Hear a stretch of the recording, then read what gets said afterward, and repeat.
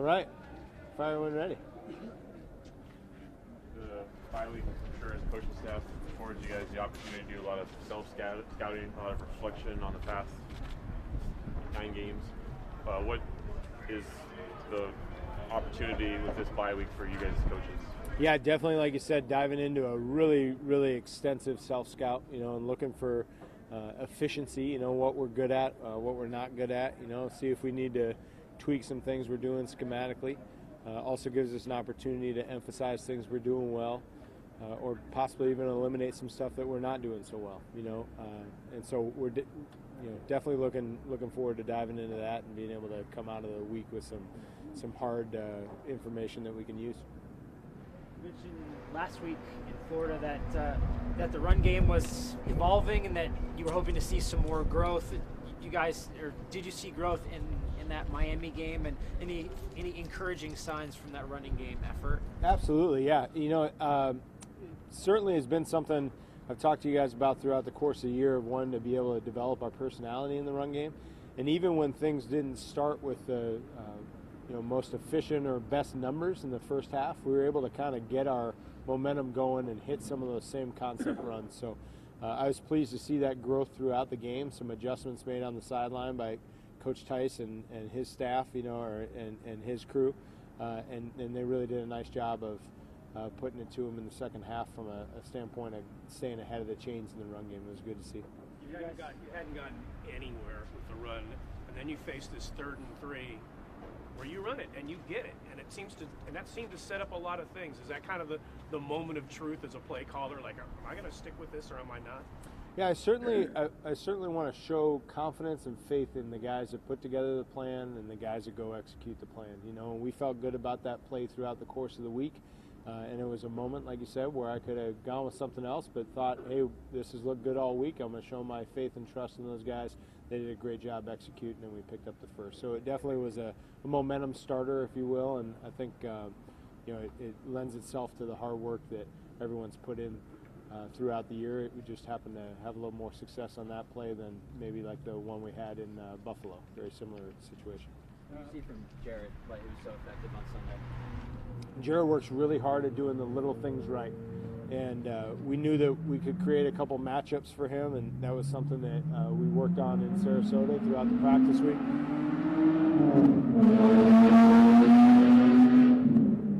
It sounded like my car. No, but he really did a nice job of the little things on route details, the depth of his route, the timing of his route, being able to come out of the break full speed. I just told him on the practice field, when you invest in all those things and it comes to fruition, it's great validation to do them all the time. So I was really, really happy for him that he had such a productive game. Marshawn's rushing style, does he bring some truly unique elements that you kind of have to account for, or is he maybe more of a standard power back with how he runs? Like, where does his style fit in, and what kind of impact does that have maybe on how you have to scheme things up?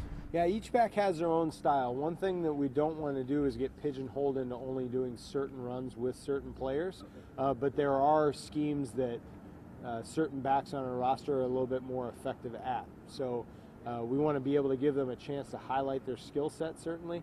And Marshawn is comfortable in a certain segment of scheme. So we're going to give him the opportunity to be as successful as possible for us, and that's my job as the coordinator to identify who we should have in and what times. Talk about the chance for some self-examination. What are some of the areas where you feel like you guys maybe haven't been as good or as productive as you wanted to be in the first? Well, I think that's a pretty broad stroke statement to make, because we're going to look at everything. We're really going to take our time and dive into it. I could probably answer that better next week, but I don't want to put necessarily a priority on things. I want to really spend some time, dive into it, look at myself first as the play caller, where I called things, why I called things, and make sure that I'm very thorough in that process. How do you go about addressing and dealing with drop passes? Because these guys work. You see them on the gun all the time. They're working hard at practice. Yeah. They can catch and do catch. So when it happens in a game, and there was a sequence of 3 or 4 in a row, how do you deal with that? I mean, obviously, you just matter-of-factly say something, or do you just... I don't know how you would deal with something when the guys make an effort. Yeah, one thing about our culture here is we're not scared to tell the truth. And so if there is a hiccup like that, we do address it very directly. But I like what you said. These guys work really hard. It's not like anyone's going out there and intentionally dropping passes or, having a lack of focus and not, finishing the route on purpose or something like that.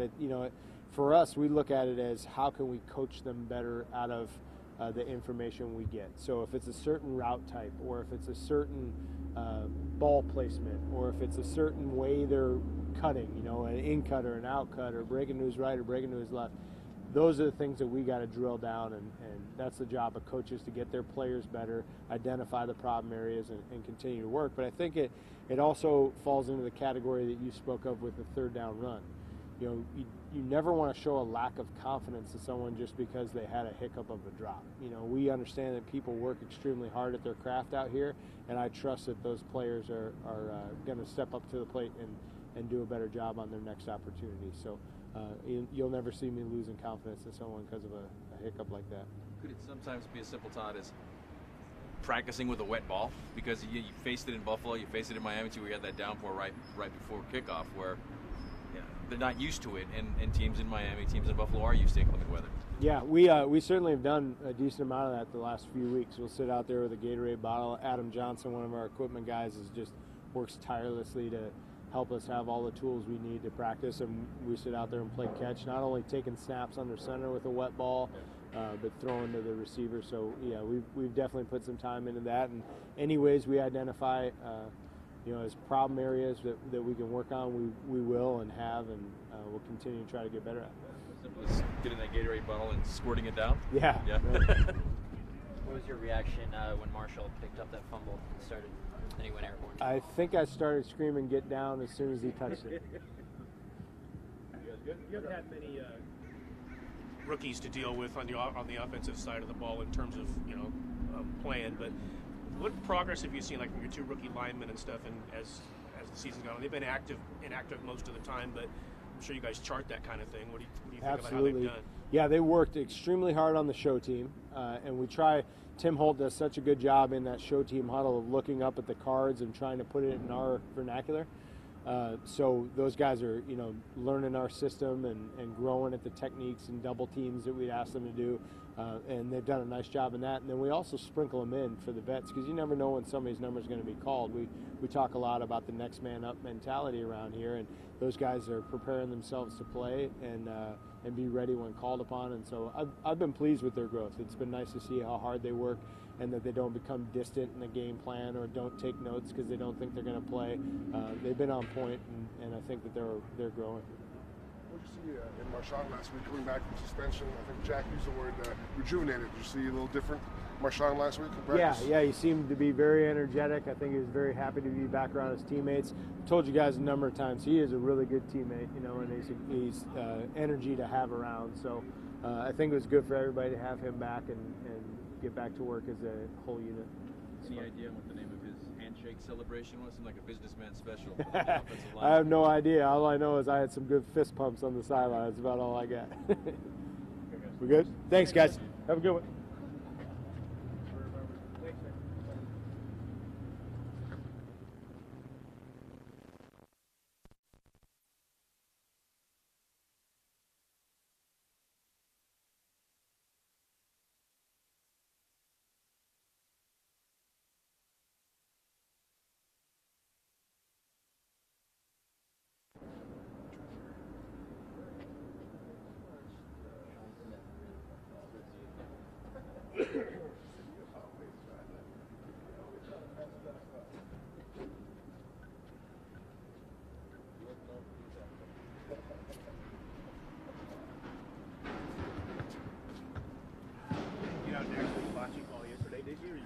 No, I didn't actually get involved. I was just enjoying the surroundings. On both sides of the ball on Sunday, there was a regular amount of penalties, certainly in the first half. Right. How, as a coordinator and the coaching staff, I suppose, do you break those down and evaluate them and coach them up to minimize? Well, we just talk through them. I think a lot of times, a lot of guys are aggressive or, really proud about how they play. But I think that we all look at them. Not all of them we feel are all, correct. But at the same time, we have to correct them, talk about the players by playing with poise, using the right technique, and putting ourselves in better position. Because a lot of times those penalties lead to points. They put us in bad situations, and we don't need any more bad situations. I think it was Cutler completed 75% of his passes when you guys blitz. What needs to get better when you guys blitz, where you can actually reach the quarterback and knock down the guy? Blitzing is universal. It's about putting pressure. It's about getting the quarterback off the spot, and then you have to cover. And then you have to cover and make your plays and put yourself in the right leverage. So it's a connection between the rush and the coverage. They have to work together. You guys have been a pretty good tackling team, and then after the Miami game, Jack had said tackling's got to be better. What were you not doing fundamentally there that you were doing earlier? That's a good question. That's a good question, because tackling is. I asked the guys, what's the one thing you're going to get from our defense? They say tackling, coach, and then they go out and miss the tackles. I think maybe the guys are trying really hard. It was a little wet and a little slippery early with the rain. But tackling at the end of the day is about it's about getting the guy down. And it was unfortunate, but I don't think that's an example of who we are. I think the players understand the value that we put in tackling, and that good tackling is a good representation of your group. And I don't think that's something we'll get used to seeing. You guys lost a couple of your top two rookies for quite a bit of the season, but you have played some rookies, both the defensive tackle and the linebacker. Right. This is at the point of the season where, including the preseason, they've played 13 games and they got 7 to go. What are you seeing from these guys? A steady ascent? Have you seen a wall in any way? We see a lot of learning. I think they're making the same mistakes. They're not making the same mistakes over again. I think that they are surrounded by some good veterans, and I think that they are continuing to improve. I think as long as they stay available, stay healthy, and continue to learn, and I think that it's only making us all better, making them better, making us better. And I think that we like the track, we like the direction that they're going. Sean seems as though he's responded well these past few weeks to the opportunities he's received. What has he shown you in that span? Boy, when he's has opportunities, gone in and played well. They threw the ball deep on him the other night. He stayed on top. So I think that he cares, and I think that it's offered Dexter a chance to get to play a little bit. And I think that for the group, they've been solid. And I think that we're continuing to improve. And I think this last half of the season, for us to get what we want, I think the group, the rush and the pass and the tackling and the turnovers and the red zone, all those things have to come together to get what we want in the second half. You let Obi get out there, I think 7 snaps and get his feet wet for the first time. How do you think he did? We were excited just to be out there and to be available and to run and to sweat and to get knocked down and to coach him on the sideline, to see how he responds to the pressure and see how he responds to the lights and the television and the coaching under the adverse situations. It's good to see, because you practice one way, but then you play. It's an entirely different situation, and the players are different under the stress. So he's cool and he's collected. You can talk to him, he listens, and it's not too big for him. So I think that as the games go, he'll get more time and he'll get more exposed to better players. And I think the next time we play, we have pretty good matchups for him. So we'll see how he plays in the big matchups. Have you seen guys that you've played with and that you've coached, without naming names, that sometimes their eyes aren't there, that it is too big for them? Well, sometimes the practice is a little bit different than the games, and you have players that you see them in practice, and sometimes they don't look as well, but the game comes on, they're gamers. And Obi seems the type that really likes the games. That's good. Okay, thanks. All right, thank you.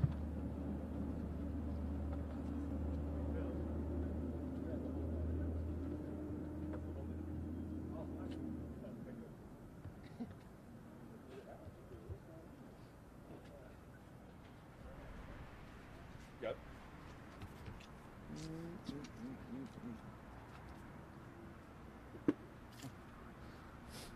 Playbook for a bye week? Yeah, absolutely. Always, man.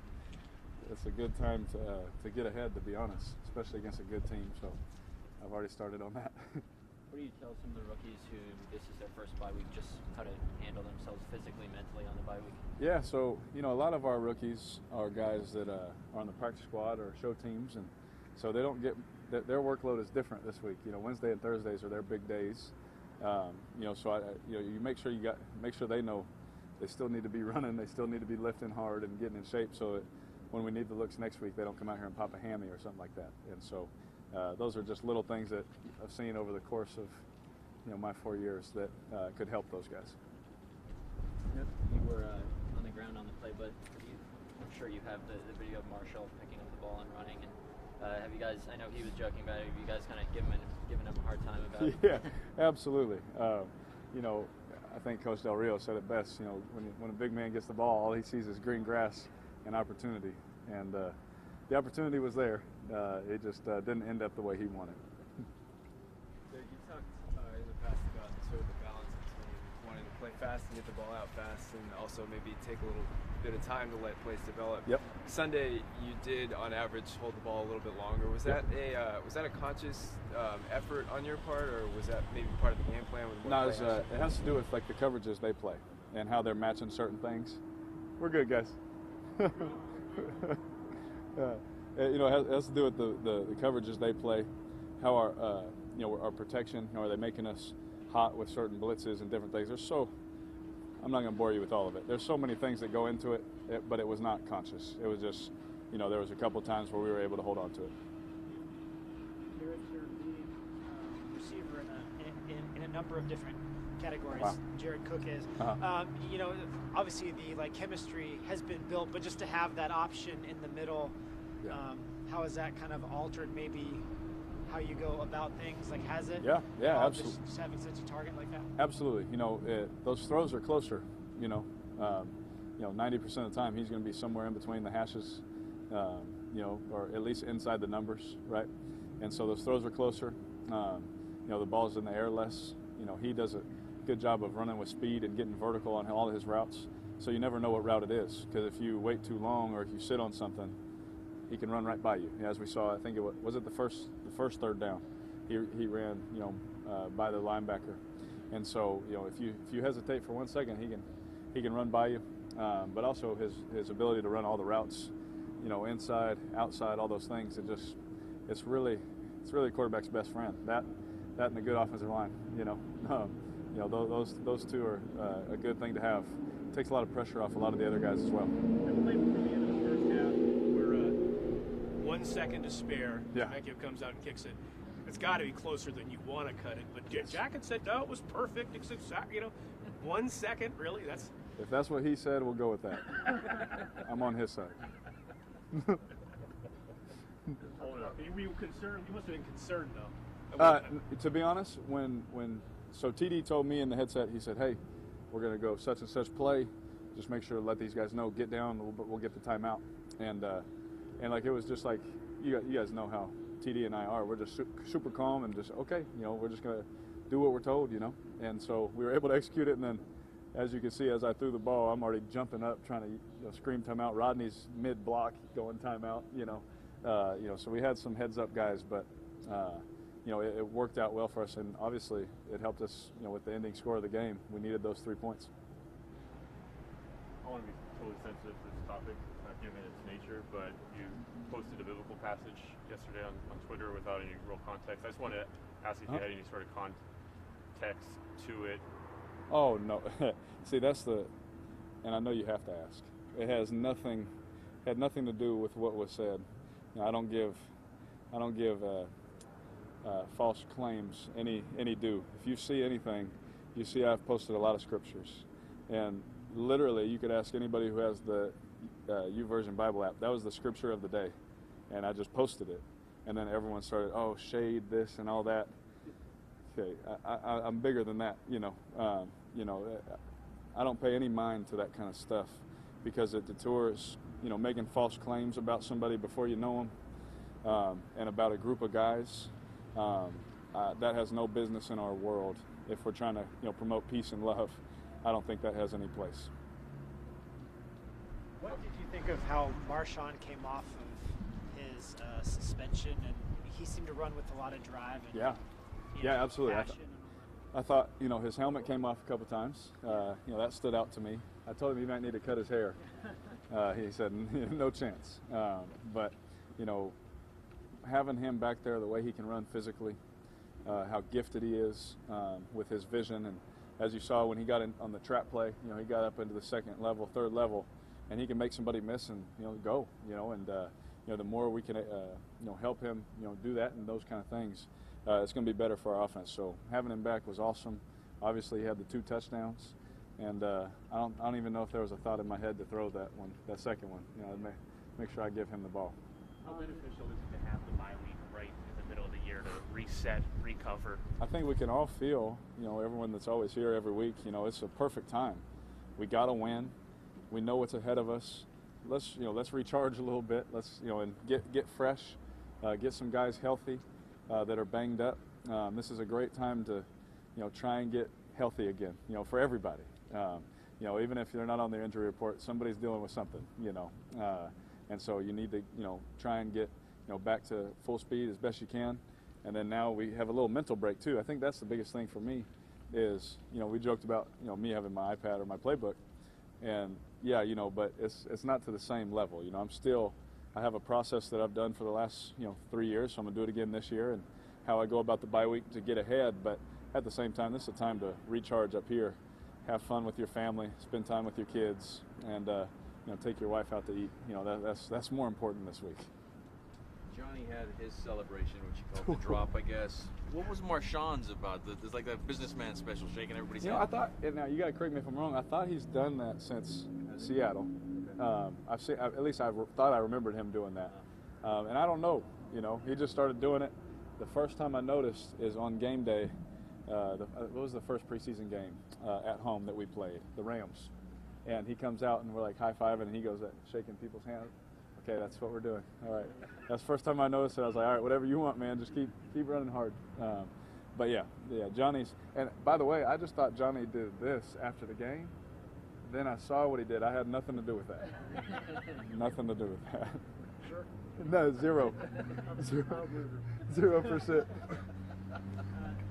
Todd had said that your run game has been evolving throughout the first part of the year, but he's seen signs of growth. Kind of where have you seen kind of encouraging signs that it may be turning a corner, maybe getting more consistent? Yeah, it's so crazy when when you're on the field and what happens to be a 2 or 3 yard gain, like, dang, man, what the heck? And then you turn the film on and you see, oh wow, we're right there. It's like one little turn here, one little read here, whatever it is. And then now we're starting to pop some explosive runs. And when you can pop explosive runs and then have the weapons that we have outside, that's a recipe for good things. And so we have to continue to get that going. We have to continue to run the ball well and take pressure off our wide receivers and tight ends in the pass game. And it helps our offensive line. When you're running the ball like that, the pass rush on the first and second downs is different. The calls coming in from the defensive coordinator are different. So if we can continue to do that, it will only help us, going forward. At 3rd and 3 late, when you guys, Marshawn, have been stuffed like 4 or 5 straight times. 3rd and 3, Todd still calls the run. He gets it, plus 3 more. Yes. And then you play fake on the next play and get a touchdown. Yes. To Holton. Are those related? I'm sorry. The fact that Lynch had run for the first down on a running play, then you fake it to Lynch, Gotcha. and then the next play. Yes. So whenever you can pick up a 3rd down off a run, I mean, as a defense, that's kind of like, dang, they're sitting there getting their blitz package ready on that down and distance. They're sitting there getting their coverage schemes ready for that down distance. Who's where? How are we going to cover this and help here, help there? And then you run it on them. That kind of throws it out of whack. Like we were just saying, it mixes the calls up. So then we get the next play, and they play a too high coverage, but with the safety going to match Johnny. And we had the opportunity. If that safety was 10 yards deeper, we wouldn't have been able to throw that ball. But the fact that he, is down there, possibly run, and my eyes went right to him. I'm making my fake, and my eyes are right on him. As long as he stayed at a certain level, we were going to have a chance. And so it definitely goes together. Okay, Johnny, what have you seen as far as his growth since you first got here in terms of what stood out for you as far as his development? Oh man, a lot. You know, when he first got here, you know, we saw him run and we were like, I think we were watching film and we saw him take off running on a clear out, you know, to help someone else get open. We were like, golly, who's this guy? You know, and I started asking questions like, what's this guy's name? You know, and trying to figure him out. I remember one of the first balls I threw him, it didn't go too well. You know, I think it went, I don't know if it touched his hands.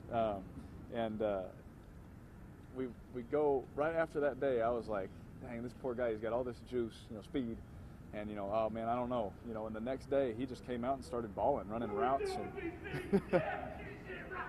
and so he comes out and started balling and catching the ball, running routes like double move routes. He wasn't just a straight line guy, and we started seeing like, hey man, this guy's got something to him. And then we get to training camp, and I'll never forget, I hit him on like a post corner, like a big, like for like 70 yards, and he took off, wasn't even close. And it was that moment right there, I was like, this guy's going to be, you know, make the team and be special, you know. He ended up only having 2 catches, I think, last year, but now, you know, he's finding himself a little role where he can come in. He's a good blocker. He can come in and catch deep balls, and, you know, today, with some of the veteran guys getting a little bit of a rest, he gets in there, and you know, I'm throwing him routes that I'd throw to any of my receivers, you know. And so I say that to say, from day one to what happened today, you know, it would have been hard for me to believe, but, you know, he worked his tail off. A couple more for Derek, guys. Speaking of Lee Smith, you ever seen anybody get a 15-yarder for just playing around? That's the crazy part is I'm sitting there and I see Lee laughing, you know, going like this, like, because guys know how he plays, and the game is different over the years, so he's joking with the guy, and the guy's laughing, and they're sitting there talking about it, and this ref runs by, and I was like, they're joking. He's like, I know, and then a flag from like left field comes in. We're like, no, you know, he didn't see what was going on, but you know, I feel bad for him, but he was thankful that we were able to get the touchdown on that drive. All right. Thank you, guys. Thank you, Derek. Thank you guys.